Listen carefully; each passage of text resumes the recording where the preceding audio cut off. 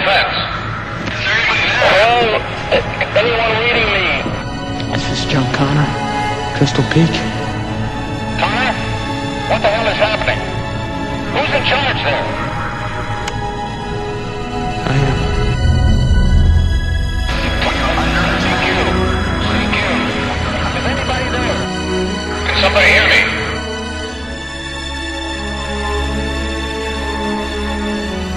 Welcome back to another edition of Components Breakdown. Today we're going to look at the 5 to 10 player social deduction game called The Resistance. The Resistance takes about 30 minutes to play. Its central gameplay mechanics revolve around role-playing, storytelling, partnerships, and voting. But that really doesn't encompass all that makes The Resistance so interesting. During the game, players will take on the roles of either Resistance operatives or Imperial spies. And from 3 to 5 rounds, they will try to deduce other players' intentions by gaining trust and either choosing to support the missions or sabotage them. The Resistance ships in 3 different languages: English, German, and French. Likewise, there are 3 sets of rulebooks that are included in the game. On the right-hand side, there is the rulebook for the base game, and on the left-hand side, you have the rule set for The Plot Thickens, which is the pre-included expansion in the game. Looking inside the box, you're going to notice 2 divisions. On the top is a shallow insert for the expansion cards and all the markers, and on the bottom half you have a deeper pocket for all of the base game cards. And the last thing you'll see that comes with the game is the scoring tableau that's located in the upper right hand corner of your screen. So let's set up a game and show you how it plays. Now I've laid out all the components again on the table, and we're going to walk through them briefly to give everyone a better understanding of not only what ships with the game, but how the cards are used from one phase to the next, so that when I start explaining the gameplay, everyone will have a little better understanding of what is used during which turns of the game. Now, as I previously mentioned, The Resistance is a social deduction game. Although the game does ship with components, which are obviously needed from one phase to the next, it's very much a social interaction style game. You're going to be playing as either a Resistance operative or as a spy. There is always more Resistance operatives than spies, but the spies usually have the advantage because they know at the start of the game who the other spies are. So what you'll be doing is, on your game, you'll be playing 5 missions. The operatives will win the game if they succeed at 3 of them, and the spies will win if they make 3 of them fail. There's also another game-ending condition. That is the voting. If a voting in one round gets canceled 5 times in a row, that will end the game as well, and the spies will win. But we're not going to worry about that right now. Let's go ahead and look at all the cards and show you what they do. Now, I've laid them out in a row here, and I've laid the backings of the cards up here with the front sides at the bottom, so we'll talk about them in that order. The first set of cards you're going to have are the mission cards. Now, there are 10 total cards in this stack, 5 of the failed and 5 of the succeeds. When a team is sent out on the mission, and it won't be all the players in the game, it'll be a set number of players, they'll be given 2 of these cards, and they'll pass them into the center, in which one person, normally the leader, will shuffle them and then reveal if the mission fails or succeeds. If you're playing as a spy, you usually want to make it fail unless you're trying to hide your identity. And all the people that are in the Resistance always have to vote or always have to try to pass their mission. So that's what these cards are used for. Ships with numerous character cards, and they're broken into 3 different ranks. There is the leader, who will control the mission. The leader will be passed in a clockwise fashion as the game progresses. There can only be one leader, and he usually runs the mission structure. There are 2 sets of operatives, or 2 sets of character classes. There are the Resistance operatives, which are denoted by the hand symbol and their blue background, and then there are the spies, which are denoted by the red background, and I'm not quite sure what icon that is, but it's a nice little icon in the upper left-hand corner. Now, these are passed out secretly at the beginning of the game, so you're not going to know what the other players are. There is a phase at the very beginning of the game when the spies will know, and I'll get into that in just a moment. There are the team cards. These will be passed out to those players that are actually in the team that are trying to accomplish a specific mission. And right here we have the voting cards. there is a yay side and a nay side. Each player is going to start with a set of these cards. They're going to start with both of them. These cards are used to try to find out which characters are going to actually go on the mission. The leader actually controls or picks which characters, and then the group as a whole will decide if those are actually people they want to go out on the mission. And the last thing I have over here are the plot cards. Now, the plot cards are just used for the expansion. I would suggest you play the base game a couple times before you start getting into this, because it is a little bit confusing your first play. Couple things to denote about the plot cards. They always are face up, and they always stay, and they're always full knowledge. You always know what the other player is playing, so there's no hidden agenda with these cards.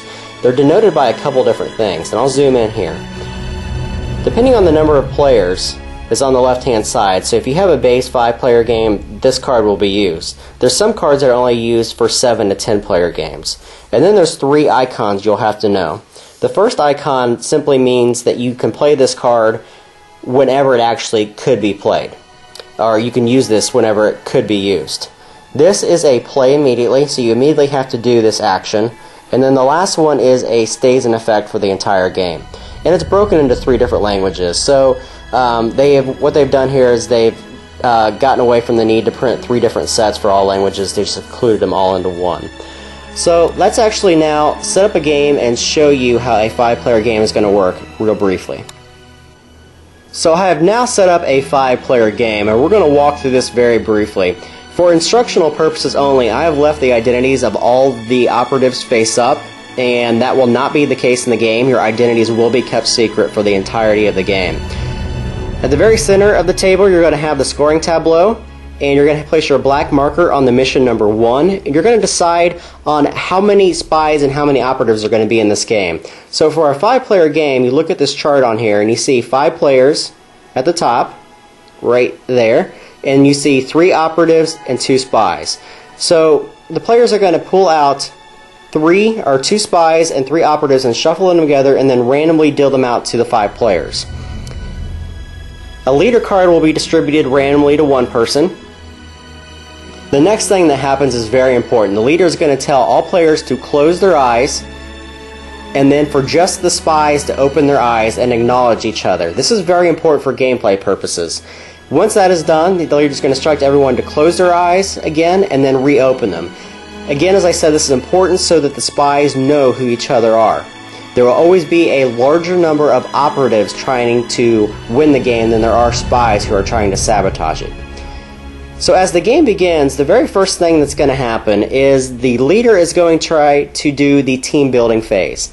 And he's going to decide which of the 5 characters, including himself, that he wants to send out on a mission. Every round there is going to be a mission that takes place. And on the chart you see in the center, it shows you how many people will be sent on that mission. So in a 5-player game, the very first mission there's going to be 2 people that he can send. And this will vary as the game progresses. So he's going to decide on 2 players. He takes these team building cards and plays them in front of the characters he wants to send on the missions.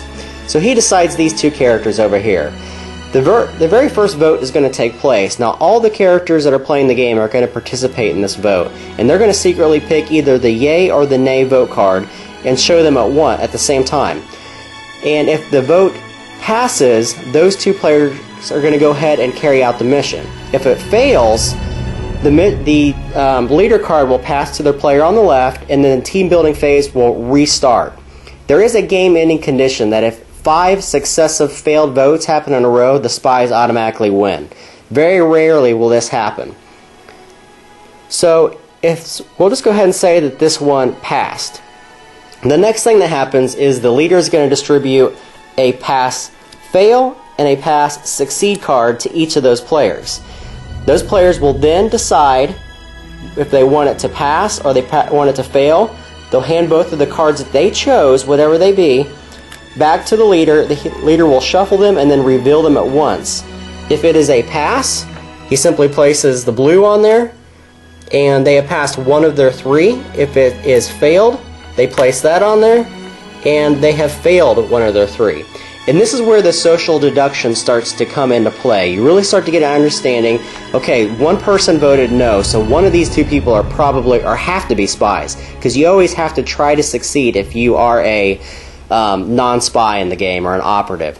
So that is the Resistance. It's very much like games like Werewolf. I really enjoy it, and I think that the plot cards really add a lot to it. The base game is excellent. It's a lot better with the more players that you play. So if you play with a 10-player game, it's a lot harder to deduce who the spies are than with a 5-player game. It's very much conversation driven. It comes with a great price, some very nice looking cards, just like the other cards that came out for Haggis and Triumvirate. These are well made, very nice quality linen cards. Very nice quality wood markers, and a very nice cardboard, fully wrapped. You can actually see some of the gloss on there for the scoring tableau. So that's the Resistance. I really enjoy it. I like these style of games. Go pick it up. Thanks again for watching.